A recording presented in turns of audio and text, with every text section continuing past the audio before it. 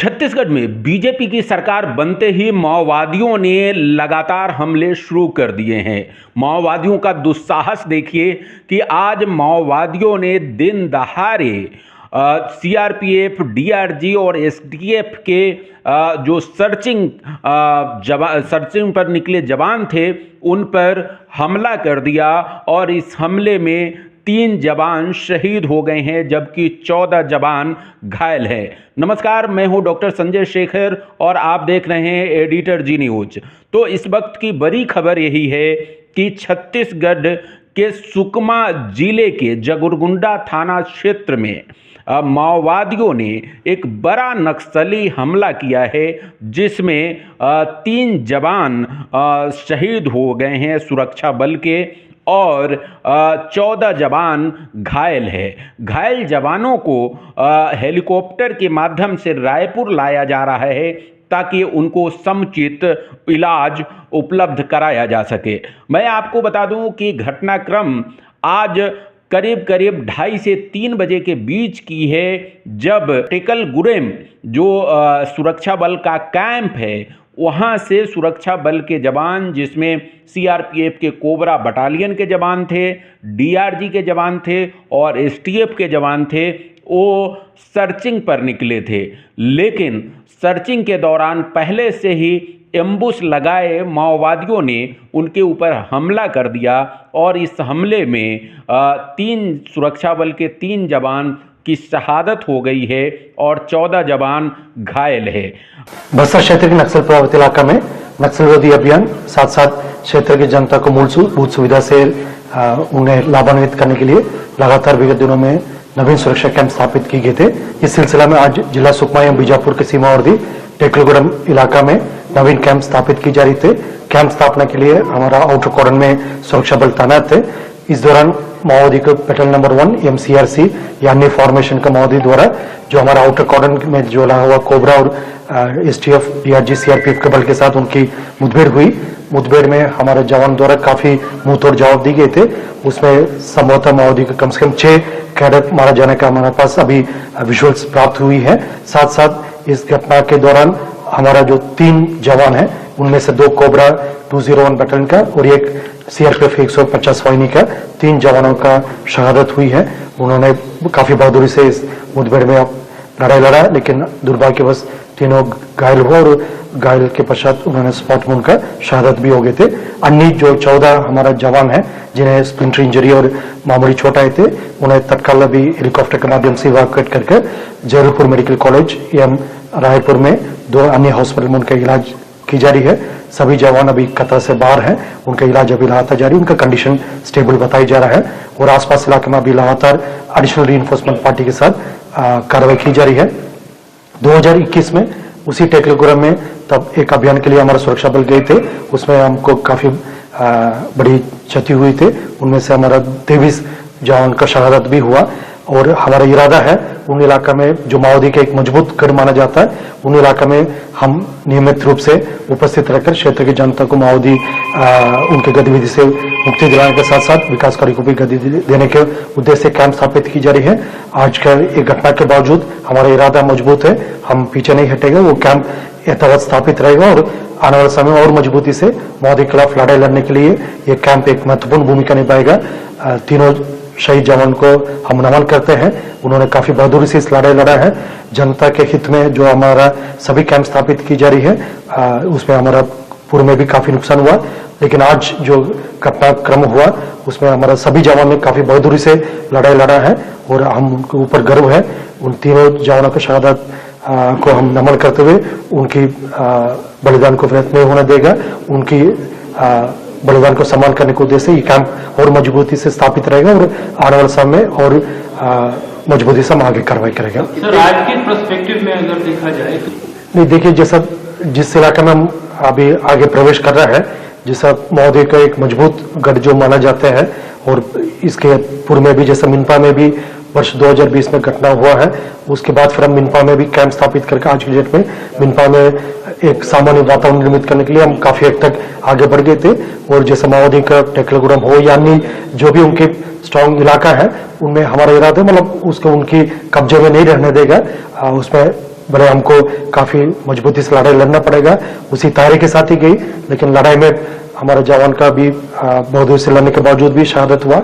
क्योंकि क्षेत्र ऐसी है, उनकी काफी मजबूत घर माना जाता है माओवादी का। हम की पूरा तैयारी के साथ गए थे, लेकिन उसके बाद इस बार शहादत होने के बावजूद भी हम पीछे नहीं हटे हैं। अभी भी हमारा वरिष्ठ अधिकारी से लेकर सभी जवान मोर्चा में तैनात होकर अभी ये लड़ाई को लड़ रहा है, और आने वाले समय और हमारा जो मोर्चाबंदी और मजबूत होगा, और इस इलाके से हम पीछे नहीं हटेगा, क्षेत्र की जनता के सहयोग से और आगे मजबूती से जाएगा। मैं आपको उस स्थिति को और उस जगह को दिखाना चाहता हूं मैप के माध्यम से कि घटनाक्रम कहाँ हुआ है। आपको मैं दिखाना चाहूँगा ये मैप दरअसल जो है अगर घटनाक्रम को देखेंगे जहाँ पर एक घटना हुई है तो वो जगह ये है, और इसी के पास एम्बुश पॉइंट है, और एम्बुश पॉइंट पे जो है माओवादियों ने हमला किया है, और हमला करके जो है ये घटना को अंजाम दिया है। दरअसल ये रास्ता जो है, ये रास्ता जो बीजापुर को और सुकमा को जोड़ने वाला रास्ता है। बीजापुर की जो सड़क है वो आकर के और सुकमा में जुड़ती है, और ये सड़क है आवापल्ली, कसीगुदा, सिलगेर, पेरांची, मिनपा और होते हुए दोरनापाल आकर के ये सड़क जुड़ती है। लेकिन ये जो पूरा इलाका है सिलगेर का नाम आपने सुना होगा। सिलगेर जहाँ पिछले 5 साल से लगातार जो है आदिवासियों का जो है आंदोलन चल रहा है, सीआरपीएफ के कैंप के विरोध में, सुरक्षा बलों के कैंप के विरोध में।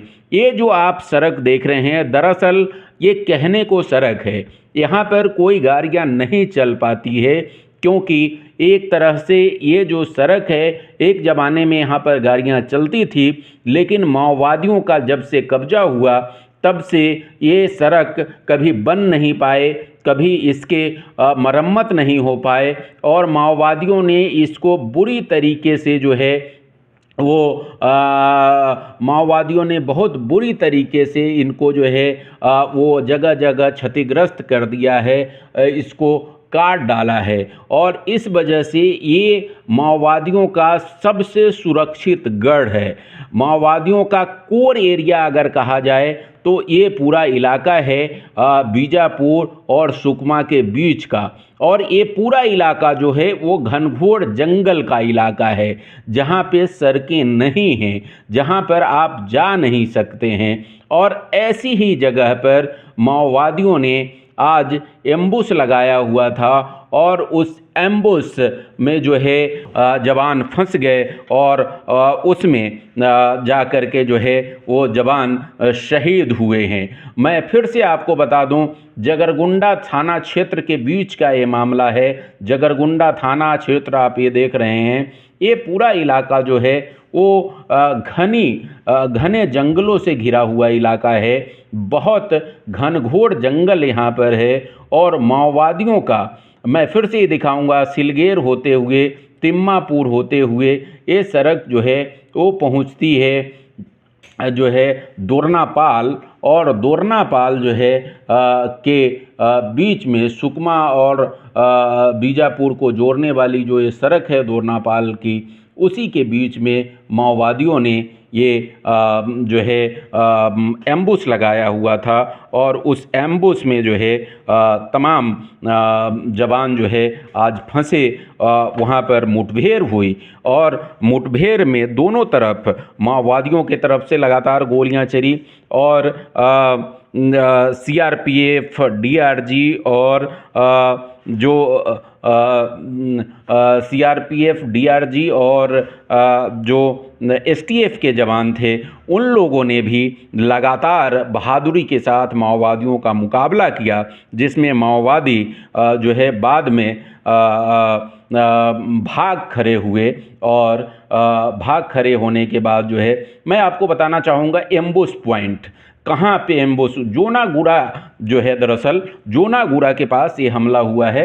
और मैं आपको बताना चाहूँगा, हमारे कैमरामैन आपको यहाँ पर लेकर के आएंगे और बताएंगे कि जोनागुड़ा ये दरअसल जोनागुड़ा का एम्बुश पॉइंट है, जहाँ पर ये एम्बुश हुआ है। आप देख रहे हैं ये एम्बुश पॉइंट है जहाँ पर माओवादियों ने एम्बुश लगा करके रखा था। और यहाँ पर जैसे ही सीआरपीएफ के जो जवान हैं वो यहाँ पे पहुँचे, एसटीएफ और डीआरजी के जवान, वो यहाँ पर एम्बुश पॉइंट पे एम्बुश किया। मैं आपको फिर से वो एम्बुश पॉइंट दिखाना चाहूँगा। ये एम्बुश पॉइंट है, आप देख रहे हैं जोनागुड़ा के पास ये एम्बुश पॉइंट है, जहाँ पर सीआरपीएफ का कैंप बनाया जा रहा है। और आप देख सकते हैं ये घनघोर जंगलों से घिरा हुआ पूरा इलाका है। और इस जगह पर माओवादियों ने जो है वो विस्फोट किया, और विस्फोट करके ये एम्बुश पॉइंट है, आप देखना चाहेंगे ये। और यहाँ पर माओवादियों ने, ये एम्बुश पॉइंट है जहाँ पर माओवादियों ने एम्बुश किया था। और माओवादियों ने यहाँ ताबड़तोड़ दोनों तरफ से मुठभेड़ हुई, और उस मुठभेड़ में 3 जवान शहीद हो गए हैं। आप ये देख सकते हैं घने जंगल है चारों तरफ, सड़क नाम की यहाँ पर कोई चीज़ नहीं है। शासन की कोशिश है कि इसके बीच से सड़क निकाली जाए जो बीजापुर और सुकमा को सीधा सीधा जोड़ेगी। और ये जो सड़क आप देख रहे हैं तिम्मापुर से, इससे पहले आप देखेंगे ये सिलगेर, और सिलगेर से पहले बीजापुर आप देखेंगे। ये कोशिश है सरकार की, आवापल्ली और सिलगेर होते हुए, पेडांची होते हुए, और ये दोरनापाल, ये जो दोरनापाल देख रहे हैं सुकमा के पास, ये सुकमा है और सुकमा के करीब में ये दोरनापाल है। यहाँ पर एक सड़क निकालना चाह रही, हालांकि दोरनापाल से लेकर के आगे तक करीब जगरगुंडा को जोड़ने वाली सड़क करीब बनने को है। इसमें अधिकांश सड़क बन गई है। बीजापुर से भी आवापल्ली के आगे तक सड़क बनी हुई है। और सिलगेर से लेकर के और जगरगुंडा के बीच का जो इलाका है, ये इलाका जो आप देख रहे हैं, वहाँ पर सरकार की कोशिश है कि इसको हम सड़क से जोड़ ले। और ऐसा होने से दरअसल सुकमा से और बीजापुर के बीच में न केवल आम लोगों की बल्कि फोर्स की भी आवाजाही जो है वो बहुत आसान हो जाएगी। फोर्स का मूवमेंट बहुत आसान हो जाएगा, और फोर्स का मूवमेंट जब इसमें आसान होगा तो फिर माओवादियों के लिए जो एक कोर इलाका है, दरअसल ये कोर इलाका माओवादियों के लिए जो है वो कोर इलाका रह नहीं जाएगा। दरअसल ये आप देख रहे हैं, इससे पहले इसके साथ ही सुकमा के साथ ही आप इधर देखेंगे तो ये उड़ीसा का इलाका लगा हुआ है, इधर आप तेलंगाना और आंध्रा का इलाका है, फिर इधर आप आएंगे तो महाराष्ट्र का इलाका लगता है। तो ये जो पूरा इलाका है ये माओवादियों का कोर इलाका है। और बीजापुर और सुकमा के बीच में चूंकि कोई सड़क नहीं है, कोई संपर्क नहीं है, लिहाजा ये पूरा इलाका माओवादियों के लिए सबसे सुरक्षित और छुपने की और अपनी गतिविधियों को संचालित करने का सबसे मुफीद जगह है। और इसी मुफीद जगह के बीच में ये जोनागुड़ा जो आप देख रहे हैं, जोनागुड़ा, और जोनागुड़ा के पास में ही ये जो एम्बुश पॉइंट है, यहाँ पर माओवादियों ने एम्बुश लगाई थी। और यहीं पर जो है, और इसी के पास में ही मैं आपको बताऊं कि एक नया, और इसके पीछे क्या है, घटना के पीछे जो मूल वजह है, दरअसल सुरक्षा बलों ने अभी कल रात में ही वहाँ पर एक कैंप खोला है।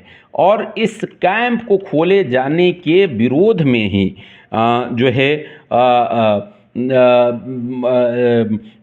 माओवादियों ने इस तरीके से बड़ा हमला किया है। और इस बड़े हमले में मैं फिर से बताऊं कि 3 जो जवान हैं वो शहीद हो गए हैं। और टेलकम गुरा जो है, टेलकम गुरेम सीआरपीएफ का कैंप खोला गया था, उसी कैंप पर, जो कि इसी के पास में है, ये जो आप देख रहे हैं एम्बुश पॉइंट, उसी के आसपास में ये कैंप खोला गया था और उसी कल रात को ही कैंप खोला गया और आज जब वहाँ से जवान सर्च पर निकले थे आसपास, तभी इस एम्बुश पॉइंट के पास माओवादियों ने जो है इनको अपना निशाना बनाया। दोनों तरफ से मुठभेड़ हुई और उस मुठभेड़ में 3 जवान शहीद हो गए हैं, 14 जवान घायल है। घायल जवानों को रायपुर लाया जा रहा है ताकि उनको बेहतर स्वास्थ्य सुविधाएं और उनका बेहतर इलाज किया जा सके।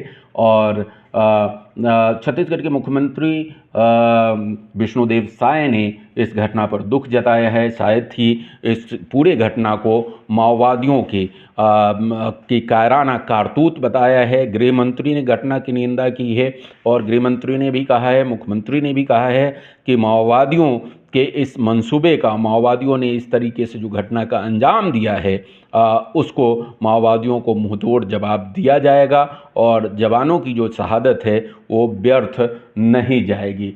तो आपने देखा कि कुल मिलाकर के जो स्थितियां हैं, जो परिस्थितियां हैं, वो बहुत ही विकट है। आप उस इलाके में जाना संभव नहीं है, लेकिन हमारे सुरक्षा बल के जवान, हमारे बहादुर जवान वहाँ पर लगातार अपनी जान की बाजी लगा करके हमारी सुरक्षा में मुस्तैद हैं। और ऐसी ही मुस्तैदी के बीच, ऐसे ही रास्तों को सुरक्षित करने के दरमियान, ऐसे ही वहाँ पर सुरक्षा बल के कैंप खोलने के दौरान ये हमला हुआ है माओवादियों का, जिसमें हमारे 3 जवान शहीद हो गए हैं। इस रिपोर्ट में इतना ही। अगली बार किसी अन्य रिपोर्ट के साथ मैं आपके सामने हाजिर होऊंगा। तब तक के लिए इजाज़त दीजिए। नमस्कार।